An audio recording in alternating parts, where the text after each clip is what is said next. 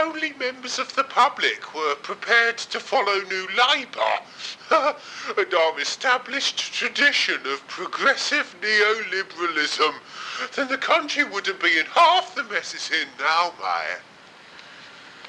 What are you talking about now? We're breeding a nation of reactionaries who don't want to look to the future, they want to stay in the buttoned-down past. I don't believe it. 3/4 of young people aged 18 to 24 told pollsters society had changed for the worse. They would give up some TV for more traditional entertainment, such as family trips out and board games. They would also like to eat around the family dining table and have less fast food. 9 out of 10 people across all ages want to return to traditional values. They said it was important to say please and thank you, and thought children should have better manners and be more respectful. But most of those polled for the Chelsea Building Society thought life had got worse in the past 20 years. 3/4 blamed poor school discipline, family breakdown, or personal greed. Tim Taylor, Divisional Director of Customer Services, said, "Although some aspects of modern society are obviously important, this research indicates that Britain wants to refresh cherished traditions." I don't know. This is just the kind of behaviour which we in the so-called trendy left brigade have been trying to squash for the past few decades, particularly in the last 20 years when we've been allowed off our leashes virtually completely. To inflict as much quote-unquote damage on the nation as possible. Because, well, the likes of us believe in tearing up the social fabric in order to weave something a lot more relevant for 21st century times, mate. You're not making any sense as usual, Jonathan. Well, that's because you're not giving us long enough for our policies to work properly, I've got to tell ya. You may think in your ignorance that it's good to return to a set of values where people are truly polite, saying please and thank you, etc., and wanting to indulge in that pathetic community spirit that people like you always bang on about, just because you have a rose-tinted view of the world in the past, mate. You want to live back in the 50s, that's your trouble, with their buttoned-down conservative values. I don't believe that. But I myself lived through the 50s, mate, and I can tell you it was no joy having to doff my cap to my so-called social superiors. And it was that humiliation which prompted me to vow that as soon as I grew up and became as mature as I am now, I would throw the baby out with the bath water if ever I got into a position of power and authority, mate. Me and my fellow beatniks, we said, no, we're going to rebel against society, mate, and make sure it gets torn down just because we don't like the look of it. Well, I mean, what could be fairer? And now we have. I mean, I admit that chavs on the streets brandishing knives and have absolutely no respect for other people, and just general antisocial behaviour and whatnot. I mean, that's exploding, but still. Well, that's what you get. That's an unfortunate byproduct. But you've got to allow people complete and total freedom of expression. Otherwise they're going to be completely and totally suppressed in their lives. And if you have people suppressed all through their lives, well, they're only going to turn out maladjusted.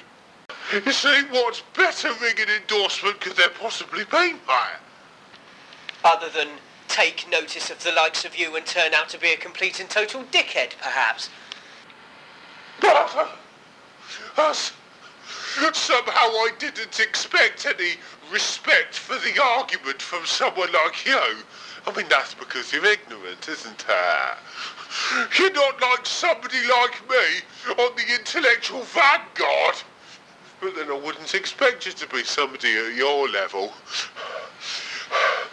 Constantly questioning, constantly shouting, and constantly getting headaches. It's tough out here on the knife edge of intellectualism. But I'm just far too rational and decent and intelligent and forward-thinking for my own good sometimes. So is there actually anything wrong with decency and good manners? Of course there isn't!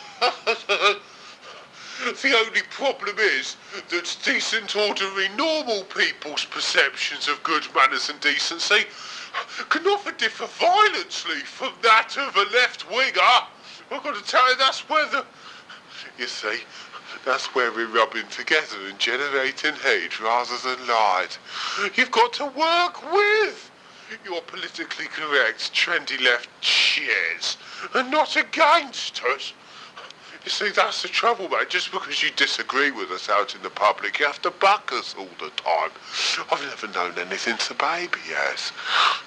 But then you are idiots. Oh yeah, Dr. Heal thyself, I think. No, that's not how it works. How it works is the likes of me, your boss, points out everything that's wrong with the likes of you, and you're supposed to... No, before you look at me, you're supposed to sort yourselves out. Otherwise you prove yourselves to be hypocrites by criticising the likes of us, mate. If you haven't learned that lesson by now, then well, no wonder we despise you so much. Get. No! No! The correct approach is a bit less emphasis on being mindful of good manners, you know, saying please and thank you and respecting other people.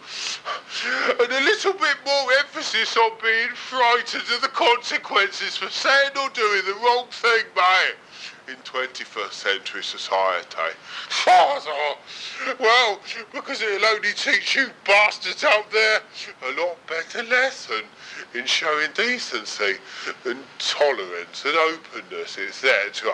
whenever we try and change the parameters of society every 5 minutes. We need a little bit less carrot and a lot more stick, mate. Not least, of course, because we've discovered that we've just happened to have fed most of our carrots to people who don't deserve it. For example, criminals.